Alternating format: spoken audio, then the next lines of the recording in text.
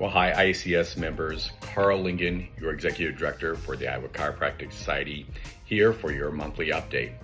First and foremost, just want to cover three main things of what we're doing behind the scenes here at ICS to help protect you and your profession. The first is a proclamatory order that we are working on and that will be presented on the July 9th Iowa Chiropractic Licensure Board.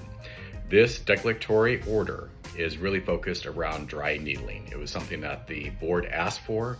We worked with our attorneys and now have a draft that we will present to our July 9th meeting and that the board will rule on to basically expand and protect the scope for a diversification of services that you want to offer. No more gray area on whether this is in scope or not.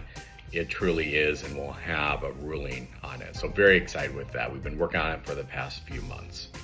The second big issue is we are working on a huge parity bill. This is a couple years in the making just to get started with it. But we have been working with our ad hoc committee, different state associations and national associations, including Chiropractic Future, to sit there and develop language that's going to get us closer to parity for reimbursements. Now, the challenge with that is, which way do we go? We've seen different states kind of go different routes and have some success in there. So is it focused on relative value units, RVUs in there? Do we focus on COLA, cost of living adjustments that are required every year? Because I don't know about you, but I've seen our past fee schedule constantly decline as providers. And so there's a few different ways we can kind of go about this. And so we're working with different experts, our committees, and other experienced individuals to sit there and help find that language.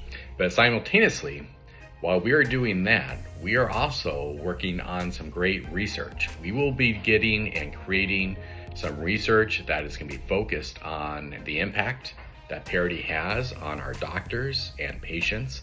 And just let you know, we may be asking you for help in assisting with surveys or getting a survey out to patients on how parity or just even practice has impacted this profession. With that, we have also working on a PAC and grassroots strategy. We're already working on that marketing. We're going to start talking about some of this stuff at our upcoming legislative socials in September, just right around the corner, believe it or not. But just let you know, we're not going to have legislative language already developed by then. We're not going to have the research done by then.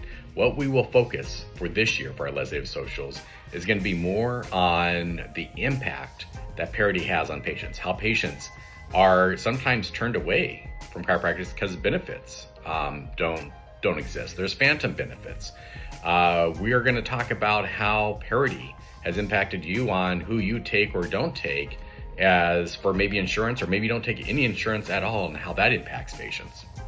So with that, that's going to be a lot of our discussions when we get to our legislative socials. Finally, another third update that I want to make sure everyone's aware for anyone that is using any type of managed care organization, MCO, that we have been fighting over the past few months issues on a new extremity code that is now allowed to be billable under Medicaid. But we have different MCOs interpreting language differently. So this is for your extremity codes, your 98943 codes. So if you're billing for those, just know that we have a MCO, Iowa Total Care, that looks at that code and has a whole separate bucket for your max visits.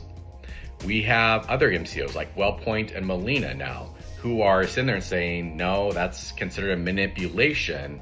And in the provider manual, it says manipulations, you have a max if you're category 1, 12, if you're category 2, 18, mixed there, you have max of 28 in there.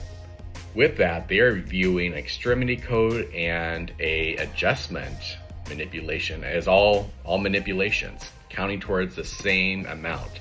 So I just want you to be aware of that when you're billing that. That will artificially decrease the amount of visits. If you're billing, say, an adjustment and an extremity code in the same, that's going to count as 2 units towards their max, whatever category they're in.